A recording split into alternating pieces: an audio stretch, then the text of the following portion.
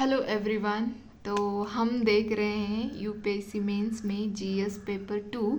उसमें हम international relations देख रहे हैं, जल्दी ही हम कवर करने वाले हैं। तो उसमें मैं अपने नोट्स दिखा रही थी। कल हमने India and it's neighbouring country जो होती है, तो उसमें से हमने देखी थी India China, India Bangladesh, India Bhutan, India Sri Lanka का जो रिलेशनशिप है, तो वो सब हमने कल देखा था।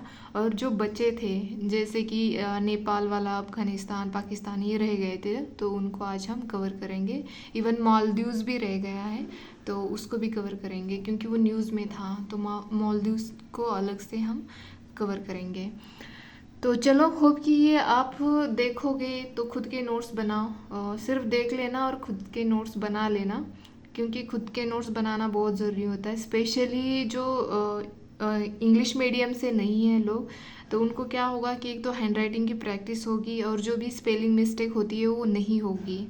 तो इसीलिए हमारे हाथ से नोट्स बनाना ज़रूरी होता है। अगर किसी को ये प्रॉब्लम नहीं है तो वो बना सकते हैं, डिजिटल भी बना सकते हैं, कोई इशू नहीं है। बट हमें पेपर लिखना ही होता है वहाँ पे जाके, पर्टिकुलरली मेंस का पेपर। तो इसीलिए मैं सजेस्ट करती हूँ कि आप हाथ से ही नोट्स बनाएं। ठीक है, चलो देखते ही इंडिया एंड अफगानिस्तान वाला रिलेशनशिप। तो हम मतलब कैसे अफगानिस्तान के साथ हमारे रिलेशन बना के रखते हैं, कैसे हमारे लिए अफगानिस्तान इम्पॉर्टेंट है इंडिया के लिए, तो वो देखना है। यहाँ पे देखो, यहाँ पे है Afghanistan has been the centre of great games and graveyard of empires. पहले से ही, एंशियंट टाइम से ही अफगानिस्तान इम्पॉर्टेंट रहा है और हमेशा एक गेम चेंजर का ही काम किया है उसने, तो इसलिए अफगानिस्तान इम्पॉर्टेंट बनता है। नेक्स्ट है गांधार भारत संबंध। मतलब पहले हमारा तक्षशिला गांधार पाकिस्तान वाले एरिया में आता था, गांधार तो अफगानिस्तान वाले एरिया में आता था। तो अगर हमारे इंडिया के ऊपर के अगर नॉर्थ पॉइंट से अब देखोगे, वहाँ पे हमारी बॉर्डर शेयर होती है अफगानिस्तान से, तो उधर वाले साइड से मतलब गांधार से हम कनेक्ट हैं। तो ये गांधार भारत संबंध जो है, economic cooperation rather than military participation. And हम अफगानिस्तान के साथ कितनी बॉर्डर शेयर करते थे? 106 किलोमीटर बॉर्डर हम अफगानिस्तान के साथ शेयर करते हैं। ये कम है, सबसे कम है। ठीक है, according to UNODC report 2021 on Afghanistan alone account for 85% of global total production. जो भी प्रोडक्शन होता है वो 85% मतलब पूरे दुनिया का वो अफगानिस्तान में होता है। ठीक है, ये मिनरल्स का हो सकता है, किसी और का पर्टिकुलरली नहीं बताया है मैंने, यहाँ पर नहीं लिखा है, मुझे भी देखना पड़ेगा, आप भी अपनी देख लेना। ठीक है, मैं अगर मुझे मिल जाता है इस रिपोर्ट का, मैं आपको बता दूंगी कि किस चीज़ का प्रोडक्शन 85% करता है। तो नेक्स्ट देखते हैं सिग्निफिकेंस ऑफ अफगानिस्तान। और इस यहाँ पे अगर रिपोर्ट और कुछ अलग होते हैं इनसे रिलेटेड, इंडिया अफगानिस्तान से रिलेटेड, तो उसको भी यहाँ पे मेंशन करना चाहिए, ताकि उससे क्या होगा, हमारा आंसर थोड़ा यूनिक लगता है और एग्जामिनर को पता चलता है कि हमारे पास उससे रिलेटेड नॉलेज है। तो नेक्स्ट है geo strategic, connecting east west central and north east Asia. ये इसीलिए इम्पॉर्टेंट है ये कि हमें सेंट्रल ईस्ट जो नॉर्थ ईस्ट एशिया है उससे कनेक्ट करता है, इसलिए ये अफगानिस्तान हमारे लिए इम्पॉर्टेंट बनता है। तभी तो हम चाबहार हमारा जो पोर्ट है तभी तो बना रहे हैं। Regional balance of power, peace and stability in Afghanistan link to India's vision, regional leaders and global power. अगर अफगानिस्तान में अगर पीस रहती है, स्टेबिलिटी रहती है, तो इंडिया के लिए भी वो इम्पॉर्टेंट बन जाता है। फ्रेंडशिप ट्रीटी हुई थी हमारी अफगानिस्तान के साथ 1949 में, काउंटरिंग चाइनीज़ इन्फ्लुएंस। और नेक्स्ट है काउंटरिंग चाइनीज़ इन्फ्लुएंस, क्योंकि चाइना भी अफगानिस्तान में अपना दबदबा बनाना चाहता है और हम भी वही चाहते हैं कि वहाँ से हमें कनेक्टिविटी मिलती है ना, सेंट्रल और ईस्ट वेस्ट एशिया से। तो इसीलिए दोनों भी, चाइना भी यही चाहता है कि हमारा वहाँ पे दबदबा हो और इंडिया भी यही चाहता है। और नेक्स्ट अगर जियो स्ट्रैटेजिक देखा जाए तो इंटरनल सिक्योरिटी के पर्सपेक्टिव से काफ़ी इंपॉर्टेंट बन जाता है। रेडिकल आइडियोलॉजी होती है, ड्रग ट्रैफिकिंग, स्मगलिंग होती है, तो उसमें थोड़ी कम मतलब कमी दिखाई देगी अगर हमारे रिलेशनशिप उनके साथ अच्छे से होंगे तो। ठीक है, ये यहाँ पे है। तो नेक्स्ट है जियो इकोनॉमिक इम्पोर्टेंस देखते हैं, मतलब क्या सिग्निफिकेंस है। तो कनेक्टिविटी तो जैसे कि मैंने बोला, commerce and trade gateway to landlock central Asia. Example 2017 में India and Afghanistan air freight corridor open for businesses. तो इससे क्या होता है, हमारा जो ट्रेड होता है वो अच्छे तरीके मतलब स्मूथली हो जाता है सेंट्रल एशिया के साथ। तो ये कनेक्टिविटी के पर्सपेक्टिव से काफ़ी इंपॉर्टेंट है अफगानिस्तान। नेक्स्ट यहाँ पे मिनरल्स काफ़ी पाए जाते हैं, मिनरल वेल्थ बहुत ज़्यादा होती है यहाँ पे। यूएसए जियोलॉजिकल सर्वे एस्टिमेट्स, मतलब एक यूएसए का एक जियोलॉजिकल सर्वे हुआ था, उसके अकॉर्डिंग अगर देखा जाए तो $1 ट्रिलियन कॉपर आयरन और अदर चीज़ें यहाँ पे मिलते हैं। मतलब जो UNODC का रिपोर्ट है वो खास करके मुझे लगता है मिनरल्स के ऊपर ही होना चाहिए, क्योंकि 1 ट्रिलियन कॉपर और आयरन मिलता है यहाँ पे अफगानिस्तान में। ठीक है, नेक्स्ट देखते हैं एनर्जी सिक्योरिटी। एनर्जी सिक्योरिटी अगर देखते हैं तो उसमें मतलब जियो इकोनॉमिक इम्पोर्टेंस क्या है एनर्जी सिक्योरिटी के, तो इनॉर्मस हाइड्रोकार्बन रिजर्व यहाँ पे पाए जाते हैं, जैसे कि गैस हो, ऑयल हो, क्रूशियल पार्ट मतलब तापी जो पाइपलाइंस है, तो इसलिए भी ये इम्पोर्टेंट बन जाता है। और ट्रेड जो है, प्रेफरेंशियल ट्रेड एग्रीमेंट, हमारा इनके साथ प्रेफरेंशियल ट्रेड एग्रीमेंट भी है। Aid, India provide $4 billion since 2002 से लेके 2021 तक इंडिया ने इतना हेल्प किया है अफगानिस्तान को। और नेक्स्ट जियोपॉलिटिकल अगर देखा जाए तो नेबरहुड फर्स्ट पॉलिसी जो है हमारी, ये हमारा नेबर है, 106 किलोमीटर बाउंड्री शेयर करता है, तो नेबर ही है हमारा। People centre, mutually beneficial and inclusive, मैंने शॉर्ट में लिखा है, तो इस तरह से ये फिर भी थोड़ा सा ज़्यादा लगेगा आपको, लेकिन इतना तो लिखना बनता है ताकि जब हम दोबारा पढ़े तो हमें भी समझ में आना चाहिए कि क्या लिखा है। अगर countering OBOR, Afghanistan strong partner to India through Chabahar port, जैसे कि मैंने बोला चाबहार पोर्ट इसीलिए कि वो ईरान से होके अफगानिस्तान से होके हम सेंट्रल एशिया से कनेक्ट करता है। India is giving humanitarian add, जब अफगानिस्तान में इंस्टेबिलिटी थी तब इंडिया ने सबसे ज़्यादा ह्यूमैनिटेरियन एड मतलब मदद की थी। Political stability, India's interest, Delhi declaration इसके रिगार्डिंग हुआ था, क्योंकि अफगानिस्तान में पॉलिटिकल स्टेबिलिटी होना बहुत ज़रूरी होता है। मास्को फॉर्मेट ये 2017 में हुआ था, वहाँ पे अफगानिस्तान में स्टेबिलिटी आई इसीलिए। और हार्ट ऑफ एशिया कॉन्फ्रेंस ये 2011 में हुई थी, ये जस्ट पॉलिटिकल स्टेबिलिटी होनी चाहिए अफगानिस्तान में, इसीलिए ये सब हुए थे। तो नेक्स्ट देखते हैं हम India and Afghanistan development partnership, मतलब दोनों डेवलपमेंट में पार्टनर्स है। तो वहाँ पे पॉलिटिकल डेवलपमेंट में देखा जाए तो ऑपरेशन एंड्यूरिंग फ्रीडम 2001 में हुआ था। नेक्स्ट एडमिटिंग टू सार्क में भी है, और स्ट्रैटेजिक पार्टनरशिप एग्रीमेंट हमने साइन किया था अफगानिस्तान के साथ 2011 में। और नेक्स्ट अगर इकोनॉमिक देखा जाए तो इकोनॉमिक डेवलपमेंट में Afghan parliament, trade and commerce ये इसमें इम्पोर्टेंट था, जैसे कि झरंज टू डेलाराम जो है कनेक्टिविटी है अफगानिस्तान, ईरान और इंडिया के बीच में है। ये इसके द्वारा हम goods and service easily transport कर सकते हैं, ये झरंज टू डेलाराम। ठीक है, काफ़ी टाइम में ये न्यूज़ में भी था। सलमा डैम पावर हमने बनवाया है अफगानिस्तान में, ये 42 मेगावाट का ये पावर प्रोजेक्ट है जो कि इंडिया ने अफगानिस्तान में बनवाया है। Post Taliban requested India to complete the development, फिर जब ये वहाँ पे सत्ता पलट हो गई थी ना अफगानिस्तान में, तालिबान आया था सत्ता में, जो पहली गवर्नमेंट थी वो हट गई थी और तालिबान आया था, ये सबको पता ही है। तो उसके बाद तालिबान ने भी बोला कि हाँ, जो आप पहले डेवलपमेंट करना चाहते थे अफगानिस्तान में वो जारी रखें, तो इंडिया ने सेम किया, मतलब जारी रखा। कल्चरल अगर देखा जाए तो अमीर अमानुल्लाह खान अवार्ड जो है वो PM मोदी को दिया गया है, और हाईएस्ट सिविलियन अवार्ड है ये अफगानिस्तान का। अमानुल्लाह खान जो भी है, ठीक है, ये हाईएस्ट सिविलियन अवार्ड है अफगानिस्तान का, वो मिला है PM मोदी को। और ICCR फेलोशिप भी होती है। और स्पोर्ट्स जैसे कि cricket played role to fostering intercultural relationship, तो ये हम कल्चरल डेवलपमेंट कह सकते हैं। एजुकेशन अगर देखा जाए तो studies for Afghan student sponsor 500 Afghanistan students in Indian university, मतलब एजुकेशन के द्वारा भी हम अपने रिलेशन जो है वो बेहतर कर सकते हैं और डेवलप कर सकते हैं।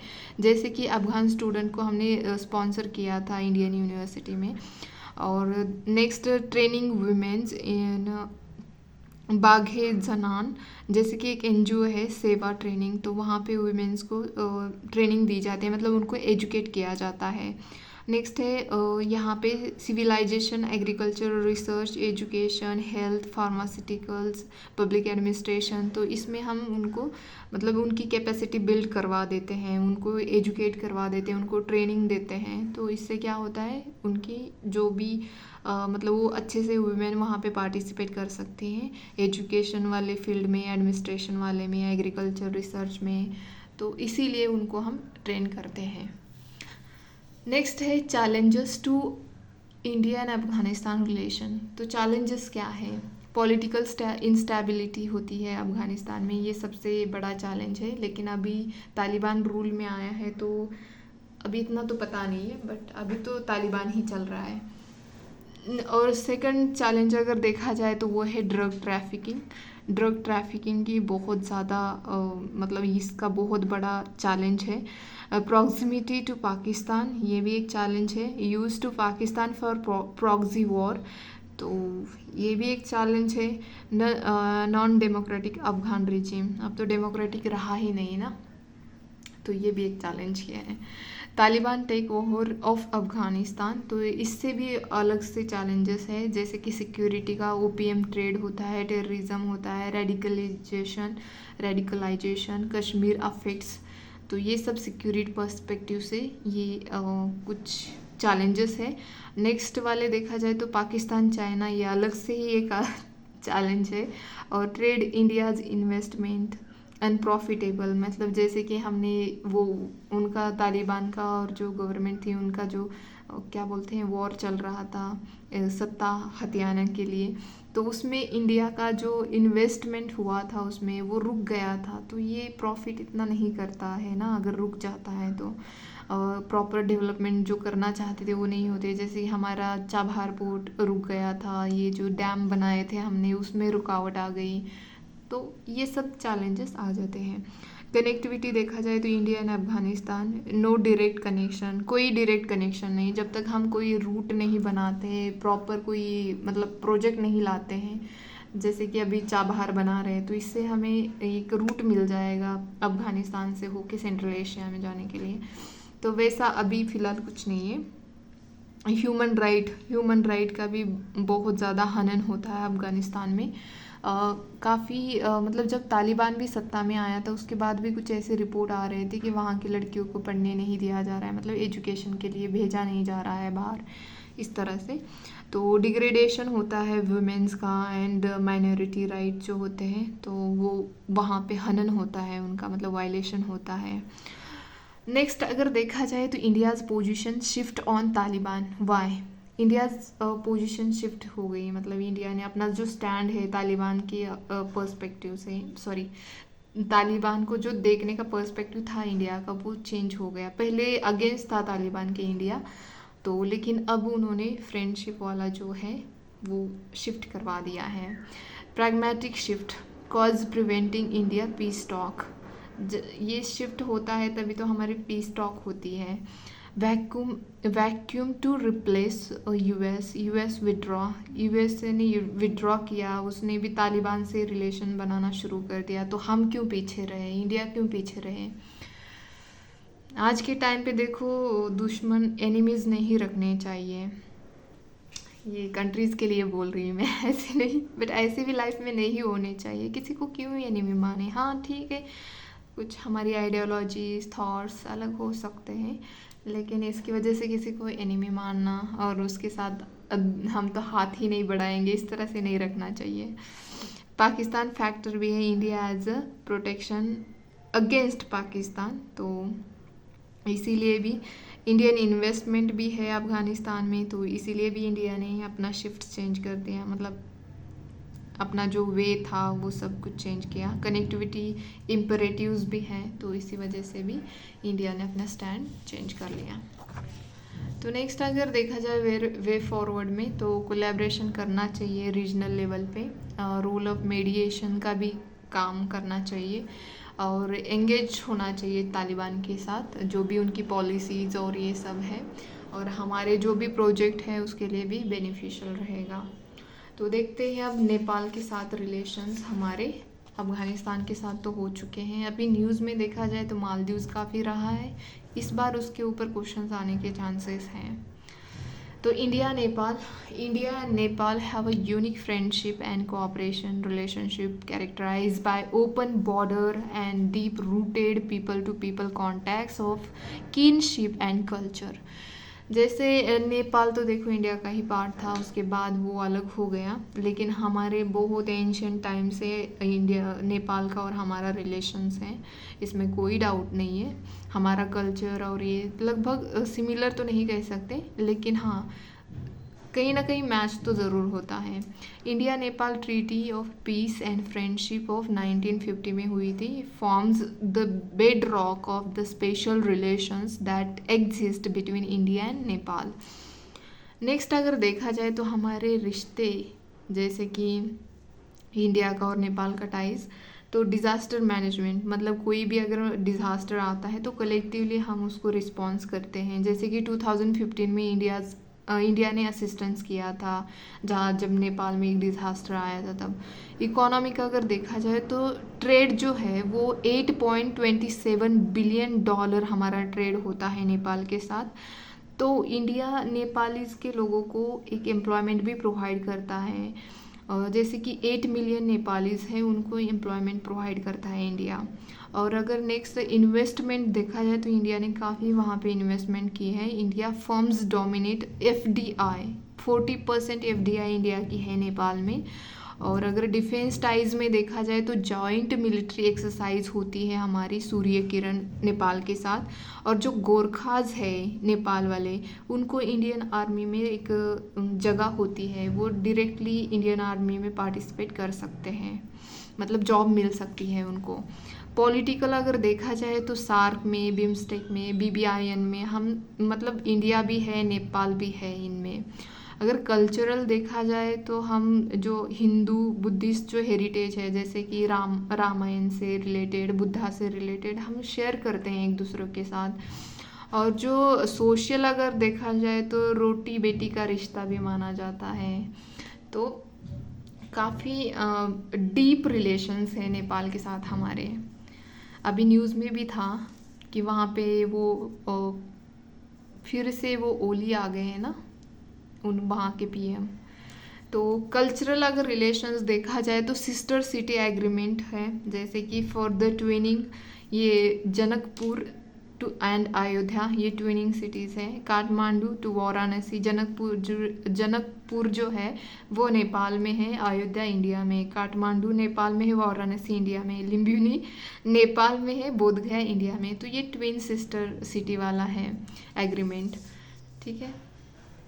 तो नेक्स्ट देखते हैं कनेक्टिविटी अगर देखा जाए तो नेपाल लैंडलॉक्ड कंट्री है, depend on India for access to the sea route के लिए अगर एक्सेस लेना है तो इंडिया से ही होके गुजरना पड़ेगा, या तो फिर चाइना से होके दूर से आना पड़ेगा। तो इस तरह से है। Establishment of integrated check ports along borders, तो ये कनेक्टिविटी है। नेक्स्ट है वाटर रिसोर्सेज, नेपाल्स रिवर जो वाइटल फॉर गंगा बेसिन्स, वहाँ से निकल के आते हैं। गंडक नेपाल से ही निकल के आती है, वो काली जो है वो नेपाल से निकल के आती है। तो ये गंगा की ट्रिब्यूटरीज है, इम्पॉर्टेंट है।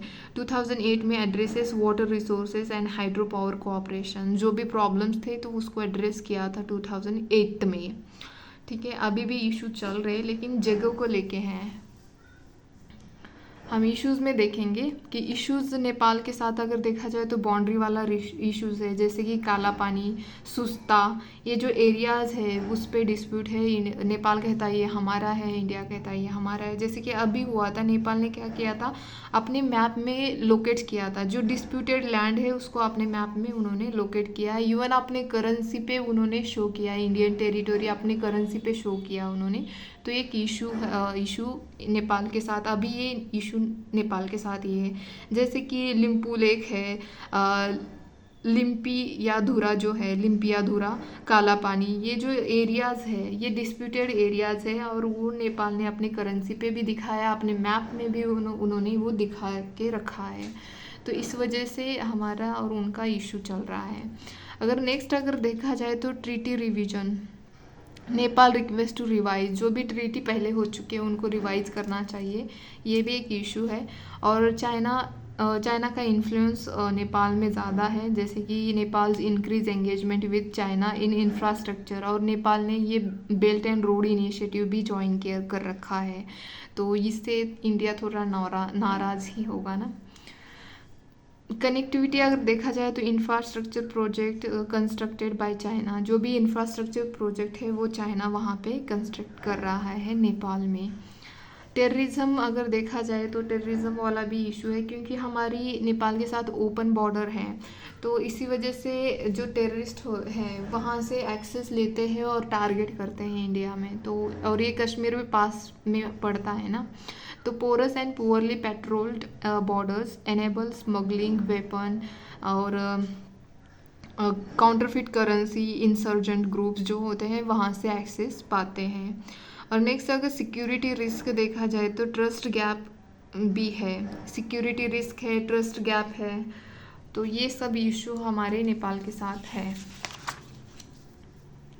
अगर अभी का देखा जाए, मतलब अगर वे फॉरवर्ड में देखा जाए तो हमें क्या करना चाहिए, तो देखो वे फॉरवर्ड में तो हमें प्रोजेक्ट ऑन टाइम, जो भी प्रोजेक्ट है नेपाल के साथ उनको टाइम पे करना चाहिए, जैसे कि फुकोट करनाली जो हाइड्रो इलेक्ट्रिक प्रोजेक्ट है उसको जल्दी से हमें बनाना चाहिए। और जो भी पुरानी मतलब एग्रीमेंट्स है, जैसे कि 1992 में हमने ट्रांजिट एग्रीमेंट बनवाया था नेपाल के साथ, उसको रिवाइज करने की ज़रूरत है। Allow Nepal access to India's inland waterways. और नेक्स्ट फ्रेंडशिप ट्रीटी है उसको भी रिवाइज करना चाहिए, जो कि 1950 में बनी थी। और जो बिग ब्रदर का जो इमेज है वो थोड़ा सा मतलब हमें ज़्यादा उनको ये नहीं करना चाहिए, स्ट्रिक्ट नहीं करना चाहिए, प्यार से एक इक्वालिटी देनी चाहिए नेपाल को भी। और जो भी बॉर्डर से रिलेटेड लूप होल है उनको क्लोज करना चाहिए, ठीक है। और लास्ट में यहाँ पे मैंने कंक्लूड किया है, conclusion, India Nepal relations require formal mechanism to resolve boundary issues, people to people interaction होने चाहिए, and updated discourse are crucial considering Nepal's federated governance and changing demographics. तो ये कंक्लूड ऐसे करना चाहिए हमें। नेक्स्ट देखते हैं अभी पाकिस्तान के साथ हमारे रिलेशंस, पाकिस्तान के साथ कैसे रिलेशंस हैं हमारे। वैसे तो बहुत कड़वाहट है, तो उसको देखते हैं। हमारे स्टार्ट कहाँ से हुए थे, दोनों भी 1947 में इंडिपेंडेंट हुए थे इंडिया पाकिस्तान। यहाँ पे इंडो पाक वॉर हुआ था 1947 में, और फिर जाके इंडो पाक जो पाकिस्तान वॉर है वो 1965 में भी हुआ था, तब भी पाकिस्तान हार गया था। 1971 में भी इंडो पाकिस्तान वॉर हुआ था, तब भी पाकिस्तान हार गया था। और सियाचिन कन्फ्लिक्ट हुआ था 1984 में। फिर कारगिल वॉर हुआ था 1999 में, बहुत बार वॉर किया है पाकिस्तान ने इंडिया के साथ। पार्लियामेंट अटैक भी हुआ था 2011 में, और एक मुंबई में भी अटैक हुआ था 26 नवंबर 2011 में ही हुआ था मुंबई में अटैक। वो टेररिस्ट अटैक माना जाता है, बट बैकिंग पाकिस्तान की ही मानी जाती है। और सर्जिकल स्ट्राइक किया था हमने 2016 में, और रिवोकेशन आर्टिकल हमने ये यहाँ पे लिखती हूँ मैं, 2019 में हमने आर्टिकल 370 उसको रिवोकेट कर दिया था। नेक्स्ट देखते हैं, India Pakistan relationship is one of the complicated among India's neighbours but has made significant progress in lowering trust deficit. तो ये प्रोग्रेस है कि अभी जो हमारा ट्रस्ट डेफिसिट है वो कम हुआ है ऐसा माना जाता है, but still there has so many issues। तो नेक्स्ट इशू देखते हैं हम, बॉर्डर कश्मीर के साथ प्रॉब्लम हमारी ये तो एवरग्रीन प्रॉब्लम है। Both fought 3 wars for the Kashmir. Pakistan want to internationalise Kashmir issues, but India क्या चाहता है कि नहीं, ये हमारा आपस का मामला है, हम आपस में सुलझा देंगे। तो शिमला एग्रीमेंट हुआ था 1971 में, और कश्मीर सेंटर पॉइंट, मतलब हमेशा कुछ भी हो जाए कश्मीर सेंटर में आता ही आता है। तो ये एक प्रॉब्लम है, या मतलब ये इशू है बॉर्डर रिलेटेड। नेक्स्ट सियाचिन वाला जो है ऑपरेशन मेघदूत हुआ था, LOC लाइन ऑफ कंट्रोल, और कैजुअल यहाँ पे casualty 167 army personnel lost their lives in last 10 years।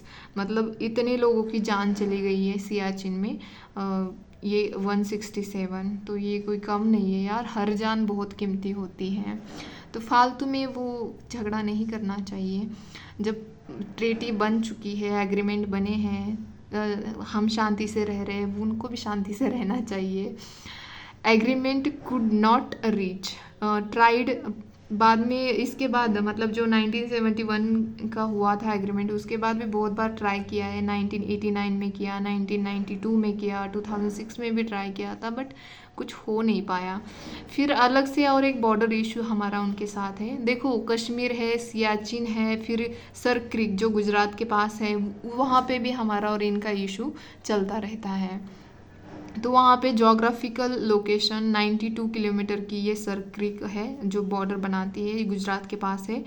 तो यहाँ पे भी मार्शलैंड गुजरात फ्रॉम सिंध, पाकिस्तान वाला सिंध एरिया है, वहाँ पे है ये।